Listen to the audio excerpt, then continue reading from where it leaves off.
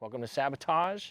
It's a beautiful Seattle day, so we gotta take advantage. Sun's out, guns out, right? Hell yeah. Anyway, we've done lots of cool stuff to the boat. You guys have seen some of the videos, and so I thought we'd do like a little tour of the boat today. So we'll do a little tour of Sabotage, what we've done, what we plan to do, because again, the ultimate goal is to take this boat to Hawaii in 2028. So anyway, let's go.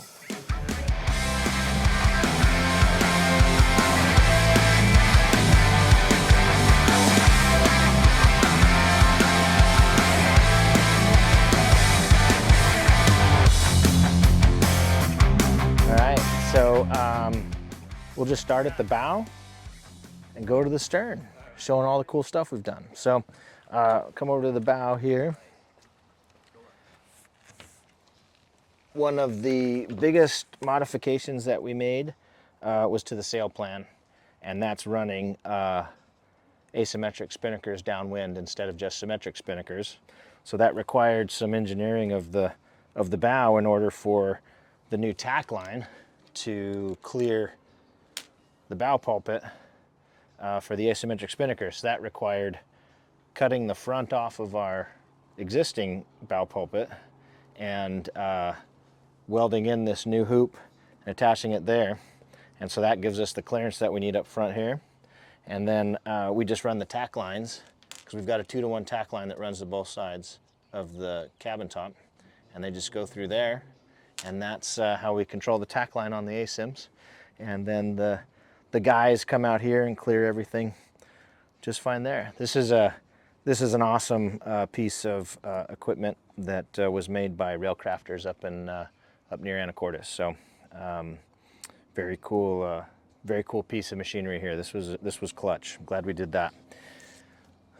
Moving aft a little bit, my buddy Joe Wilderman made us our new halyards. So we went high tech on all the new halyards, obviously, and just, you know, stuff wears out. So halyards was a nice piece to replace. And then moving back, just some small things that we did, because the previous boat was, or the previous owner, you know, just some things had gotten worn out. And so, you know, some line to keep head sails from falling overboard. We do the same thing with a bungee, so the bow person can tie down the head sails with a bungee cord. That's always cool. It's always nice to make the bow person happy. The bow people work really fucking hard, so you try and do things to make their lives as easy as possible up here, because they dance a lot up here, and so it's like, you know, just got to make things easy. So moving a little bit farther aft, you can see some of the new halyards, the other ends of the halyards. All nice alpha ropes and warp speed, all the best stuff. We did some work on the mast. So you can see in one of our other videos, I can't remember if we've made a video about the mast yet or not, but we had some issues with the mast. So we had to put some doublers at the bottom spreaders, because the spreaders had bent the mast a little bit, so we had to beef that up. And then down at the mast step, down near the keel, we put some doublers down there as well, because the mast is corroding down there and falling apart, so we beefed that up. And then the mast step was broken, so we had to fabricate a new mast step, and I'll show you that when we go downstairs. Moving a little farther aft here on the Sabotage. Now, this was a critical upgrade to the boat. I actually don't know if there's a more critical upgrade than this. The very first thing I did when we bought the boat last summer, it's been a year like today that we bought this boat, was get new fenders and new dock lines. I mean, if you buy a new boat, or a new used boat, and you use the previous dock lines and fenders, I don't know.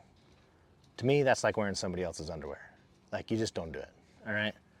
So if you get a new boat, buy some new fenders and dock lines. It's a cheap upgrade, makes your boat look brand new. Just do that. Okay, all right. Moving on.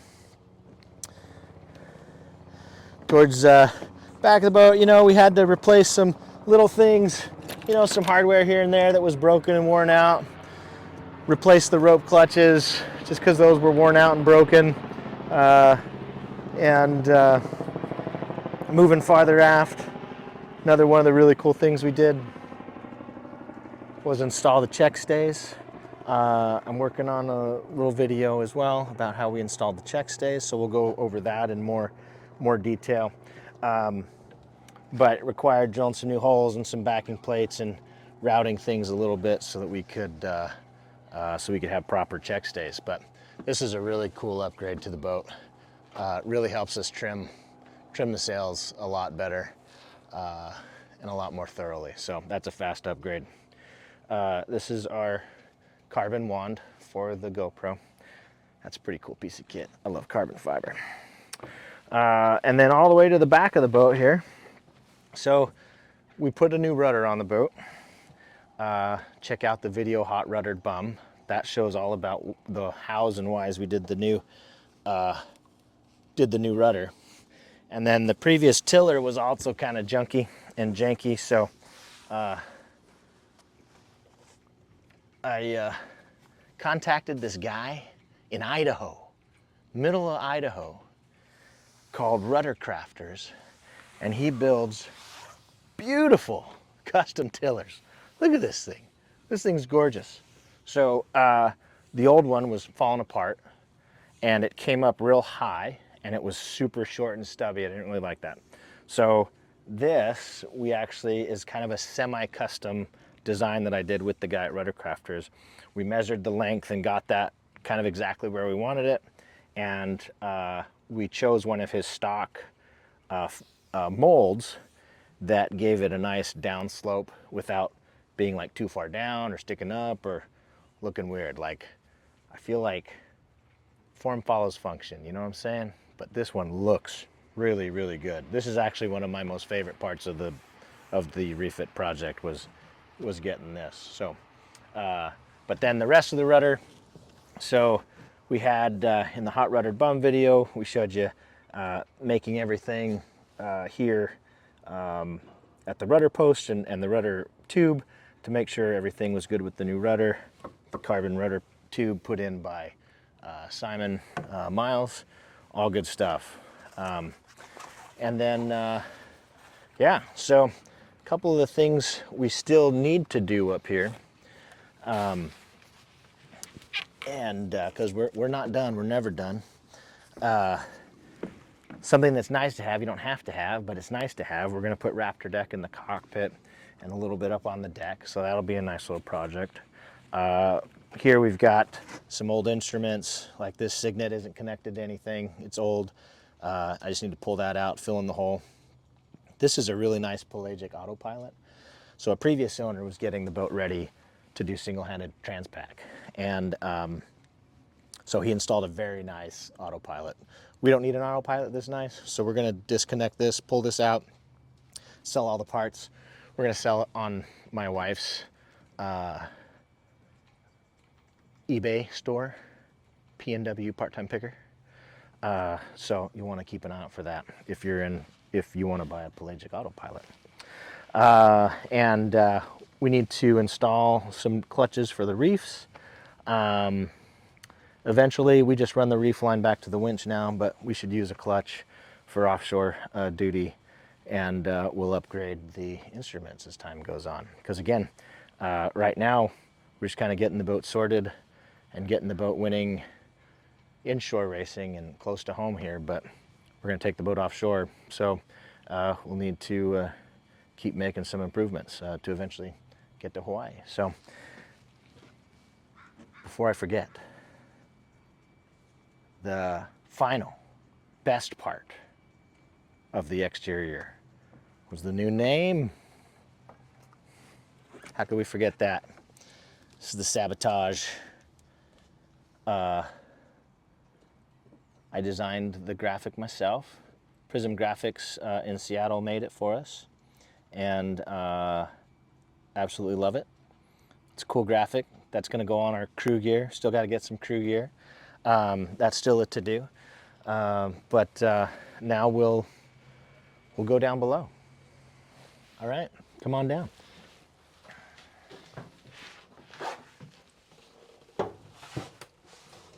All right. Here, you got to take a sip. So this is the down below.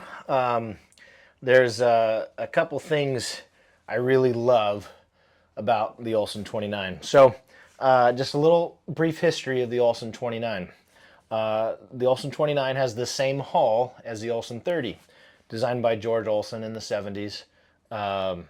One of my favorite designs, one of the best boats ever built in my opinion.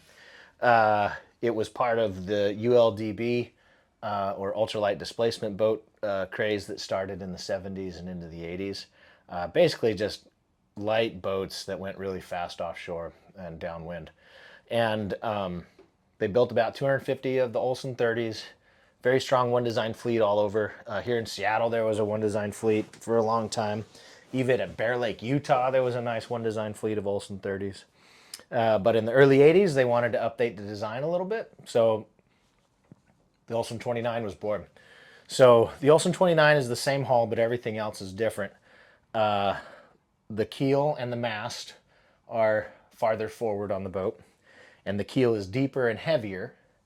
And with the sail plan moved a little forward, the mainsail is bigger than the Olson 30, but the fore triangle is smaller because it's farther forward and it's a fractional rig versus masthead.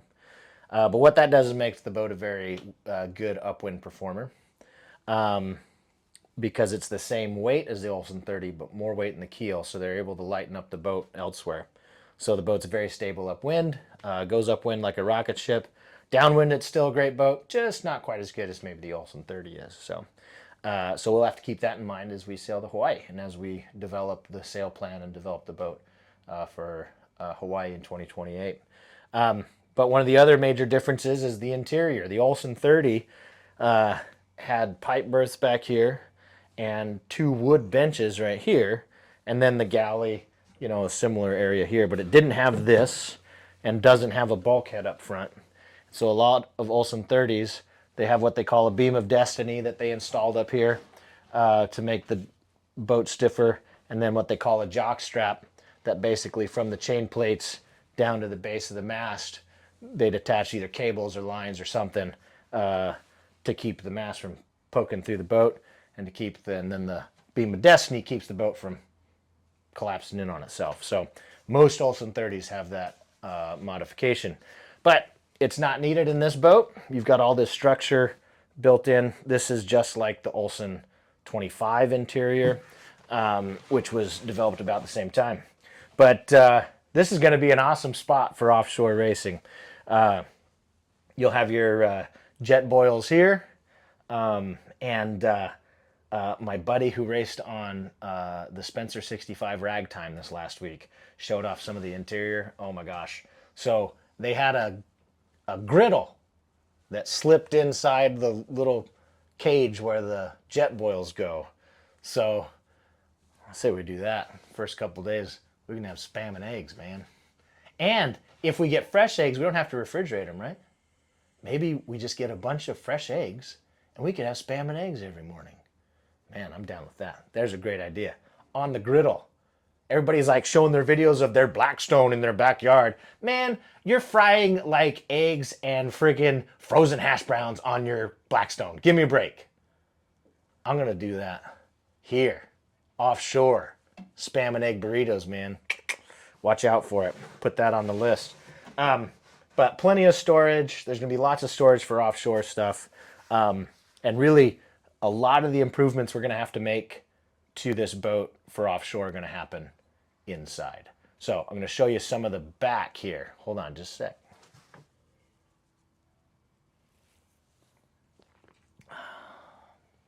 Less filling, tastes great. All right, so towards the back of the boat, excellent spots to sleep, excellent wide berths. So we're planning on racing Pat Cup with 3 crew. So you'd have spots for 2 people to sleep at once, or just one on the high side. Haven't quite figured out how we're going to run those watches yet.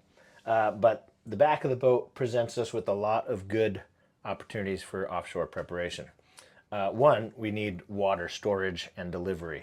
And luckily, we have huge, wide open spaces with nothing in them underneath both settees here. So water storage and delivery will be something we'll need to figure out. Luckily, one of our crew is an engineer, a marine engineer, and he's done this already on another boat. So we'll be able to come up with some clever ways for water storage and delivery. Something else with this boat, which is interesting, somebody at some point added all of this wood structure. So there's pieces like this. There's 4 pieces like this all the way towards the back. So it was installed poorly. Whoever did it, I'm sorry, but you can't put epoxy on gel coat, and so some of this stuff is just popping off, and so I'm not sure what it's doing, if anything, but figuring out what to do with all this wood structure. If it's doing something, then great. I'll just cut it out or chip it out. I mean, it's really just kind of popping off in places. But then install it properly if it's adding the stiffness that it needs to the cockpit. So we'll figure out what to do with that. That'll be a winter project at some point. And you can see the back end of these instruments that'll come out. And again, I'll have to fill those holes up and make those look pretty on the outside. So we'll build some lee cloths. Lee cloths will be important because when you're sleeping on the high side, you don't want to fall out of your bunk. So we'll build some lee cloths here. Yeah, it's kind of wide open canvas really for this boat for racing offshore. So show you one more thing with our new mast step down below. So hold on just a sec. All right, so here we are at the mast step. This is just showing off the mast step we made out of G10. The previous aluminum one was all corroded and breaking apart, so we fabricated a new one out of G10 fiberglass. These are the doublers I was talking about to strengthen the bottom of the mast. We riveted and glued those, but these plates actually made the mast too big to fit through the partners in the deck, so we had to grind that down in order to put the mast in, and you'll actually see that in an upcoming video. Stay tuned for more. Stay tuned for more videos. Stay tuned for more content. The refit was a big deal, so we've got a couple more videos in the works about installing the mast and the projects we did there, the check stays, and just some of the odds and ends that it took to get this boat going for the season. So anyway. Peace.